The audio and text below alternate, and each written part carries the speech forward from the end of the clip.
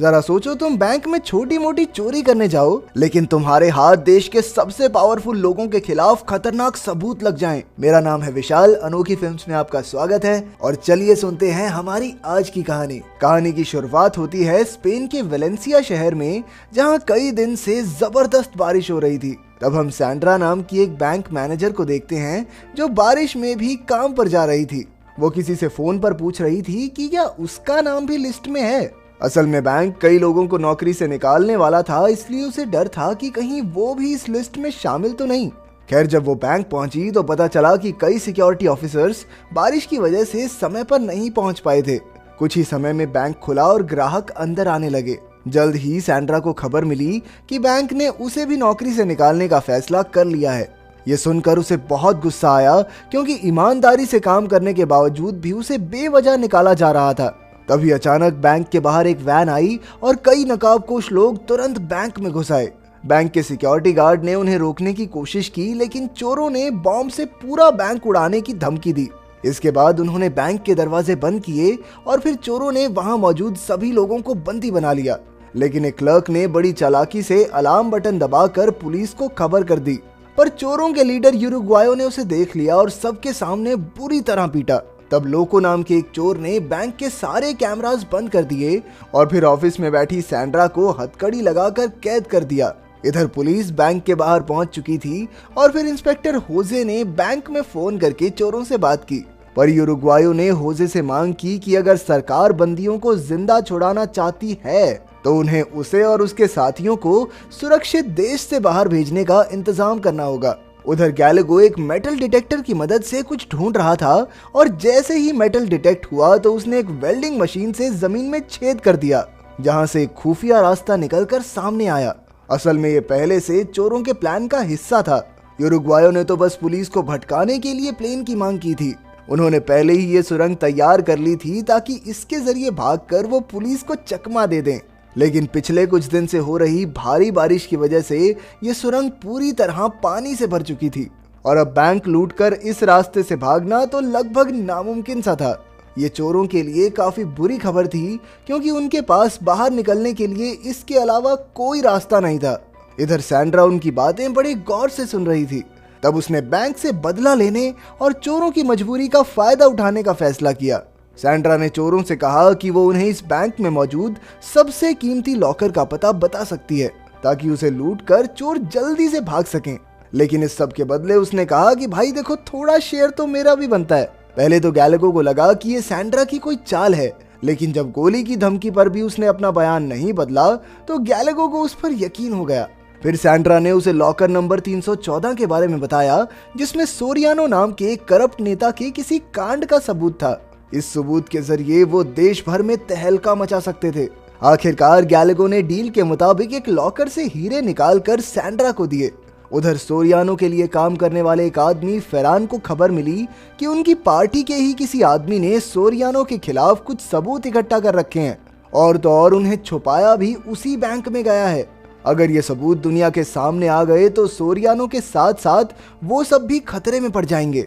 लेकिन ऐसा उस लॉकर में था क्या, ये कोई नहीं जानता था। अब उन्हें किसी भी हालत में इस सबूत को हासिल करना था, वो भी पुलिस को खबर किए बगैर। पर फेरान के कुछ करने से पहले ही चोरों की टीम ने लूट का सामान और लॉकर में से वो सबूत लेकर सुरंग में छलांग लगा दी। लेकिन अफसोस, पानी का बहाव इतना तेज था कि आगे बढ़ना नामुमकिन हो रहा था। इसी वजह से उन सबके चेहरे पर पकड़े जाने का खौफ साफ साफ दिखाई देने लगा। आखिरकार मजबूरन वो वापस बैंक में लौट आए, पर तब तक फेरान ने पुलिस को बैंक में घुसकर चोरों को मारने का आदेश दे दिया था। उधर इंस्पेक्टर होजे को ये समझ नहीं आया कि आखिरकार पुलिस वाले किसके ऑर्डर पर ये काम कर रहे हैं। तब फेरान पुलिस के साथ चोरों पर हमला करने ही वाला था कि अचानक जिमी नाम के एक और नेता ने उसे मिशन बंद करने का ऑर्डर दिया। फिर उसने फेरान और बाकी मेंबर्स को बताया कि चोर यूरुग्वायो को बैंक में चोरी करने के लिए उसने ही भेजा है। असल में जिमी को लॉकर में मौजूद उस सबूत के बारे में पता चल गया था, इसलिए उसने यूरुग्वायो के जरिए उसे हासिल करने का प्लान बनाया। लेकिन ये सब सुनकर उसके साथ ही भड़क उठे, क्योंकि जिमी सबूत को उन सबके खिलाफ भी तो इस्तेमाल कर सकता था। खैर, तब फेरान ने उन सबको समझाया कि भाई ये लड़ने का टाइम नहीं है, जल्दी से उस सबूत को हासिल करके तबाह करते हैं।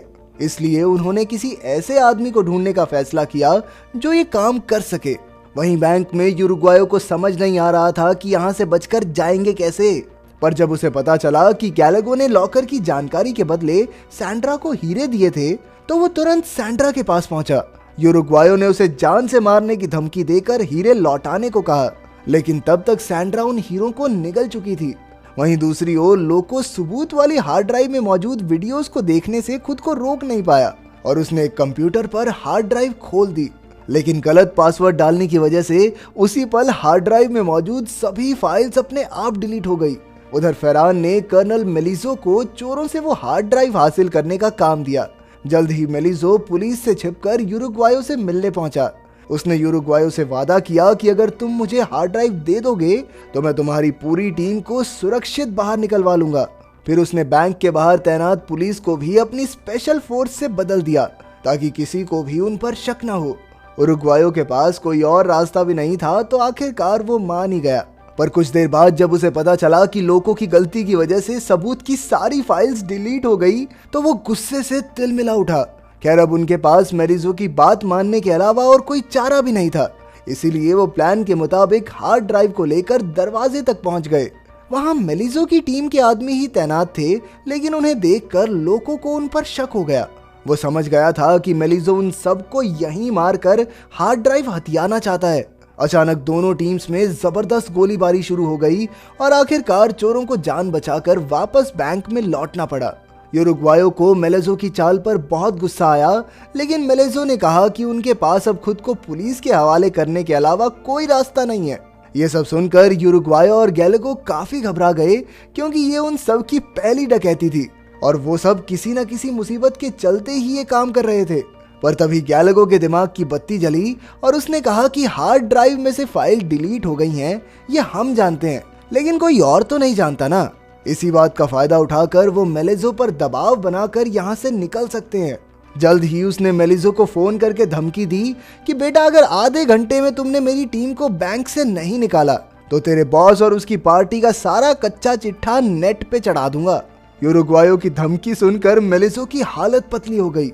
इधर इंस्पेक्टर होजे ने इनकी बातचीत में सोरियानो का नाम सुना तो उसने तुरंत अपने सीनियर्स को खबर कर दी। असल में सोरियानो वही नेता था जिसे कुछ साल पहले कत्ल के जुर्म में जेल होने वाली थी, लेकिन बाद में अचानक उसे बरी कर दिया गया था।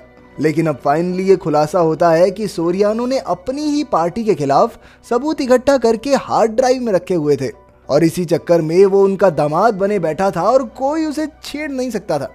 इसी दबाव के चलते पार्टी ने उस पर एक्शन भी नहीं लिया और उसे जेल से भी रिहा करवाना पड़ा। इधर फेरान यूरुग्वायो से बात करने पहुंचा तो यूरुग्वायो ने उसे हार्ड ड्राइव की कोई भी वीडियो दिखाने से साफ इनकार कर दिया, जिससे फेरान समझ गया कि दाल में जरूर कुछ काला है।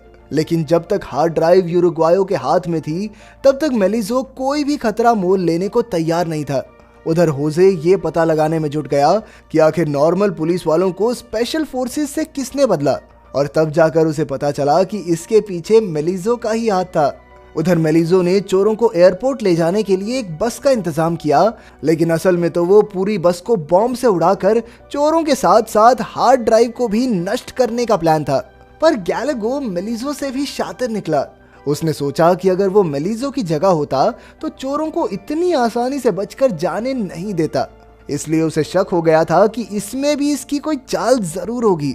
पर फिर उसने कहा कि जब तक उनके पास पार्टी के काले सच से भरी ये हार्ड ड्राइव है तब तक उनका कोई भी कुछ नहीं बिगाड़ सकता।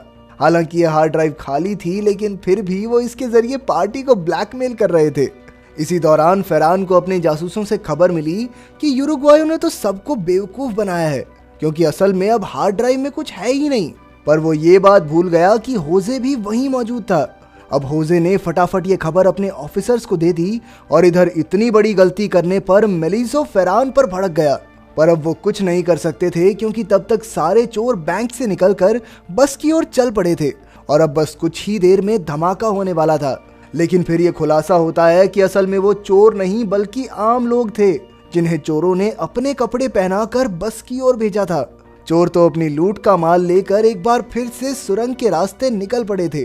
खुशकिस्मती से बारिश रुकने की वजह से सुरंग का पानी कम हो गया और आखिरकार वो सब तैर कर सुरंग पार कर गए। जब तक मेलिसो की टीम उन्हें पकड़ने बैंक तक पहुंची, तब तक वो सब कपड़े बदलकर रेलवे स्टेशन तक पहुंच चुके थे। इसी दौरान मेलिसो और फेरान को खबर मिली कि उनकी पार्टी की काली करतूतों की बात देश भर में फैल चुकी है। असल में इंस्पेक्टर होसे ने मीडिया को खबर कर दी थी कि जिमी, फेरान और मेलिसो ने किसी खास हार्ड ड्राइव को हथियाने के लिए बैंक में डकैती को अंजाम दिया। वहीं दूसरी ओर यूरुग्वायो, गैलागो और उनके बाकी साथी सुरक्षित अपने अपने रास्ते पर निकल गए।